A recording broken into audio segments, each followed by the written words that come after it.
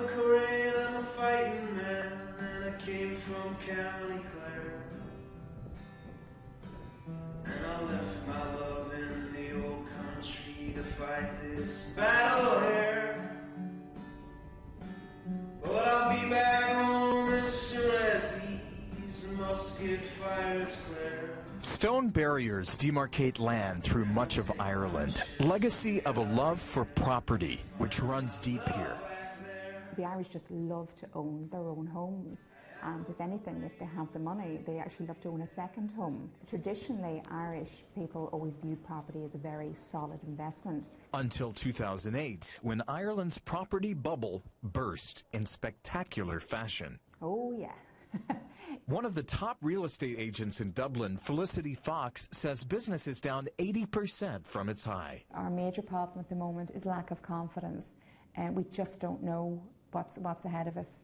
We're not getting that much leadership from government, I'm afraid. How much negative equity are buyers from the last few years dealing with? Oh gosh, I would say you're probably half, divide by 2.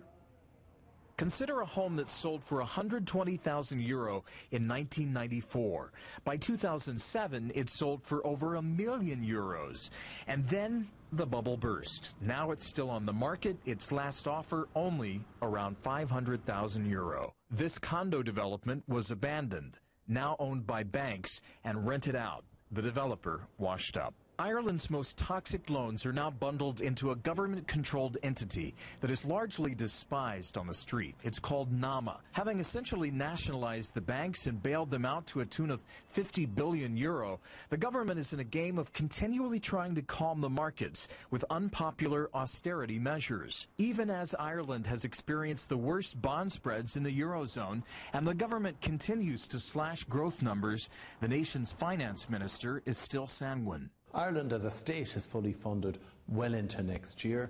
The Irish banks have the stability and support of the European Central Bank for collateral purposes, so there's no question of any imminent danger to the Irish state as a sovereign or to the Irish banking system. Irish Green Party politician Deirdre de Burca is less optimistic. She quit the parliamentary party in protest over what she calls the government's wishful thinking. The Irish government was gambling on an upturn in the international economy. It was gambling upon the fact that the good loans would perform well, that the property market would pick up again. She's even less hopeful about the future of the Eurozone. Unless we see political leadership at a European level in the next year or two, we could see the disintegration of the European project. One Dublin economist thinks the Irish government has its work cut out. It's managing the populace to ensure that there's going to be a number of tough budgets over a number of years, and secondly, managing financial market expectations that Ireland's growth rate probably isn't going to be as high as it was, as they'd forecast initially. Compounding the growth conundrum for the government is a quirky feature of the Irish love for land. There are no annual property taxes in Ireland, only transactional fees, or what they call stamp duty.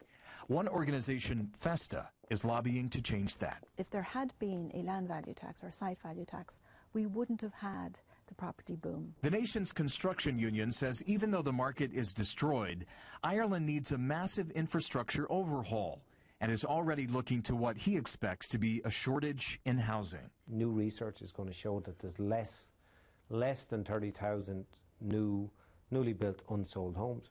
That's less than a year's supply. But in the medium term, he's worried the skills of the construction workers will atrophy, or worse, cause them to leave the country. Which is nothing new for the small nation. Lore of leaving has been ingrained in the culture for generations, though usually the Irish expect the bulk of their own to come back home. Now there is a new wave of emigration out of the country. The Central Statistics Office believes nearly 30,000 Irish people have left this year, up 42% from the previous year, what with unemployment at a 16-year high of around 14%. An officer at Dublin's Trinity College Student Union and editor of the school's newspaper is looking to get out of Ireland when he graduates. For a lot of people, a lot of my friends, it's almost excitement that they might be able to leave, at this stage. And for people who are my age, who are, 21, 22, just starting out in their careers, you don't want to be stuck in a country that is going to be economically damaged for the next 10 years of your life, Since employment in Ireland depends heavily on foreign direct investment, he's worried about future opportunity. If the IMF have to come in and, this isn't the kind of place that people want to invest anymore. Everything looks a lot less stable than it did 2 or 3 years ago. And he's not alone. Newly trained Irish nurses are increasingly being recruited out of their native land. Freshly out of nursing school, Kevin O'Hanlon is moving to London for a full-time position. When your skills are so fresh, you're better to obviously get a permanent job and keep your skills instead of thinking, where will I work tomorrow? What ward will I be on tomorrow? I'd never say I wouldn't come back, but you just can't predict what's going to happen between this and then. Yeah, unfortunately, I think in the short run, immigration is a necessary valve that the Irish economy needs because of the fiscal situation, because of, it weighs on the social, basically weighs on the social atmosphere. A Dublin photographer has taken it upon himself to start documenting this current exodus. A shot which showed those people in a heroic sense, kind of leaving the country, but not in a shameful kind of way, leaving by the back door, as things would have been depicted in the past.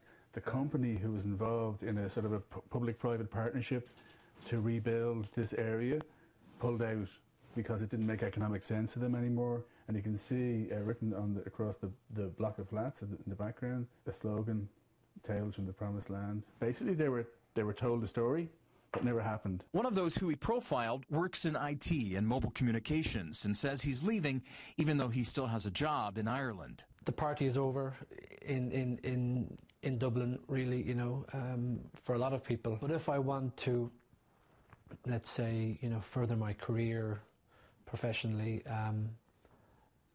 I would have a little bit of a wait here. I don't know if I'm going to come back. I love being Irish outside of Ireland. Irish construction contractor and musician Gordon Barry ended up spending the better part of 2009 in the U.S., hunting for work and wary of getting back in the dole queues in Ireland. Whose only word is a father's name and the sweat of a working man. After getting a chest infection from removing asbestos on an odd job in Pennsylvania, he headed back to Ireland, where he is now back in school while pursuing his music.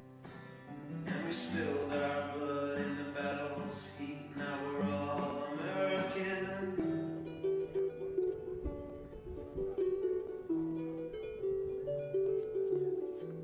But there are options other than leaving, and there are those in Ireland trying to innovate their way out of the crisis.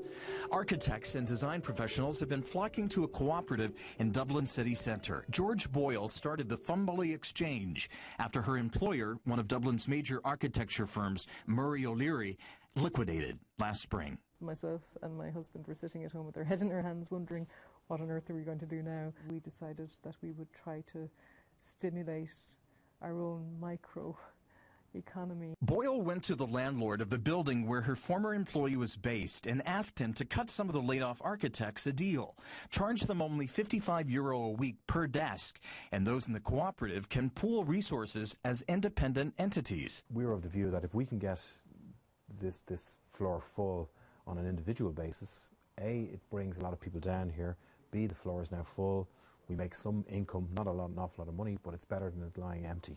While it suits me to be a sole trader with some clients, it's nice for them to have the knowledge that if a project was to ramp up, I have a group of other professionals with various skills who could come on board and join the team. There's a positive atmosphere here, and I think that's the only way we're going to get out of this. The project has been successful and is outgrowing its current floor and moving into phase 2. Still, even with innovation, there are those who worry that if Ireland, which up until recently was the poster child for fiscal responsibility, can't weather the sovereign debt storm as it continues to run up high deficits, what hope is there for Spain, Italy, Greece, and Portugal? But for those who are tethered to Ireland, either through negative equity or positive thinking, the dream of a better life endures. But I'll not be back this way.